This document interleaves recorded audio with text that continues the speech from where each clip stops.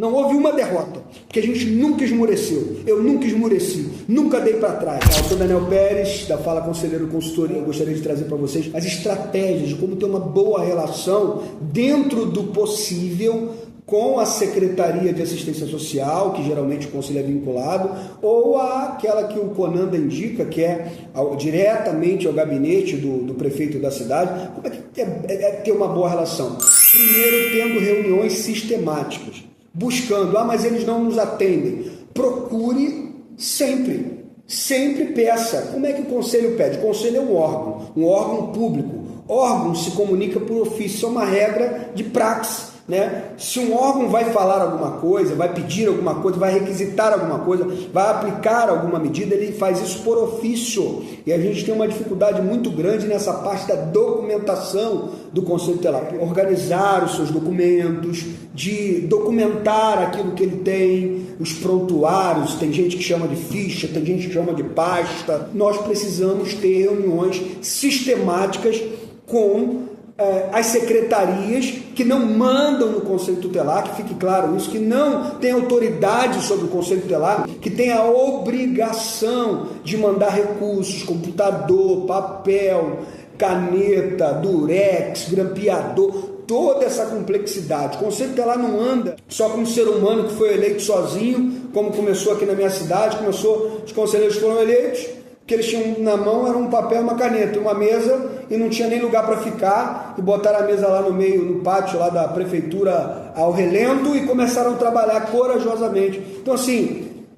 tem conselhos que não tem quase nada, não é paga água, é cortada a luz, é uma dificuldade danada. Então essa relação com a secretaria que está vinculado, a maioria não está no gabinete, como orienta a resolução do Conanda, pelo menos a antiga 170, agora atualizada pela 231, que seria no gabinete do prefeito, para resolver os problemas mais rápidos, para ter uma resolução mais célere, se está ainda na assistência, se está no desenvolvimento social, se está, sei lá, onde está, da família, do direito da mulher, não sei, mas essa secretaria tem que olhar para o conselho não como mais um equipamento deles. Então como é que eu estabeleço uma boa relação? Procurando.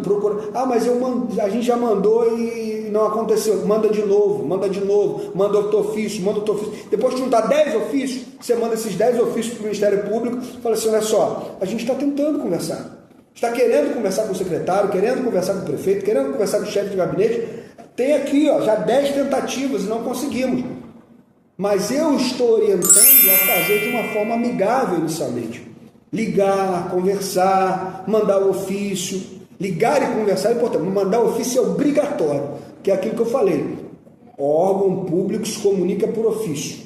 Então, o ligar, vamos ter uma reunião tal dia, vamos marcar nessa agenda, vamos ver se a gente consegue ajustar alguns pontos, vamos ver se a gente consegue se entender aqui. Porque se não se entende com a secretaria, não vai se entender com os equipamentos. A gente foca muito na assistência social, no CREAS, no CRAS, mas não vai no ESF, em lugar nenhum. Porque na secretaria que ele está vinculado, que dá a estrutura, ele já não tem uma boa comunicação, já não tem uma boa fala. Eu costumo dizer para as pessoas reagem a nós, ao nosso conhecimento.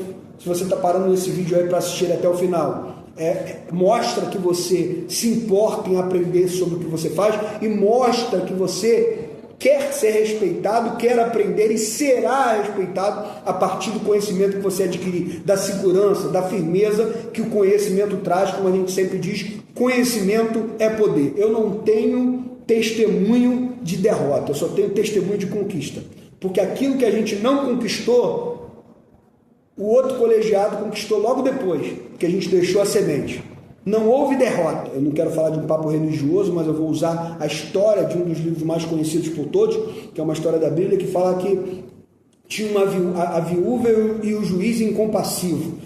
A viúva todo dia ia até o juiz e falava, julga minha causa. E ele, deixava passar. E a causa dela ficava para lá, julga minha causa. E o juiz passava, imaginando antigamente, porque hoje você não vai ver o juiz passar, no máximo você vai ver um carro todo blindado, isso filmado, e ele passa correto. Mas assim, tem muita gente que vai ter dificuldade de imaginar essa figura de que um juiz que anda na rua. Mas a viúva, lá naquele tempo, naquela época, conta a Bíblia, esse livro histórico, eu estou tratando a Bíblia agora como um livro histórico, não religioso, de que a viúva falava todo dia, julga minha causa, e passava todo dia, julga minha causa. E aí, de tanto ela na rua, né, perturbar ele ali para julgar a causa, mas essa mulher vai acabar me molestando, me puxando, me empurrando, sei lá, e ele foi e julgou a causa dela pela persistência. Então a persistência, não esmurecer, sempre estar ali, a gente precisa ter uma reunião, a gente precisa conversar, já prever junto com o colegiado na reunião uma pré-pauta, prepara aquela pauta e fala assim, pô, a gente vai arrebentar, a gente vai conseguir falar com ele sobre isso. E aí vai para a reunião foi ruim demais, foi muito ruim a reunião, né? Não foi nada boa pra gente.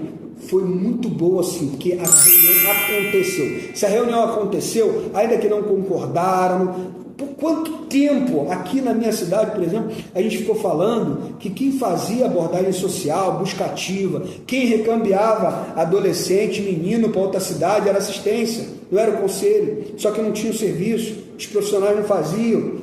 Quanto tempo a gente precisou conversar, insistir? Não, mas está aqui na resolução 109 do Conselho Nacional de Assistência Social, a tipificação de serviço, que quem leva menino para outra cidade, se o menino foi encontrado lá na rua do banco, na rua da praça, deitado sozinho, quem vai fazer essa abordagem, seja 3, 4, 5 horas da manhã, meia-noite, 7 horas da noite, está tipificado, está publicado no Diário Oficial da União. A gente falava, até que um dia o promotor também, não só por causa do promotor, tenho certeza disso, a gente vinha acontecendo, mas não colocado no papel. E depois foi colocado no papel com outro promotor que passou por aqui logo um pouquinho depois que eu saí do conselho, em 10 de janeiro de 2020. O outro conselho conseguiu colocar isso no papel e está posto. Isso é uma realidade para a cidade de vocês, isso é uma realidade para você, para o seu conselho. Se você acha que eu estou falando é muito, muito absurdo, não é. Basta você não desistir, não esmorecer. Aconteceu a reunião, como eu estava falando, e foi muito ruim. Não, foi muito boa, foi extraordinário, porque ela aconteceu. Isso tudo que eu estou falando, gente, eu não falo nada aqui nos vídeos que eu não fiz, que eu não vivi. Eu só falo aquilo que eu vivi, aquilo que eu fiz, aquilo que a gente colocou em prática. Ok? Então, fica um abraço para vocês. Eu espero que tenha ajudado esse vídeo. Esperem novidades que virão por aí. Isso é muito importante. Vai ter aí um curso de mentoria, um curso básico sobre o Estatuto da Criança e Adolescente, sobre como atender na prática. Então, espere aí que está vindo. Obrigado, gente. Se inscreva nesse canal, curta esse vídeo se você gostou e compartilhe aí nos grupos de WhatsApp, Facebook, para outros colegas. Valeu? Obrigado.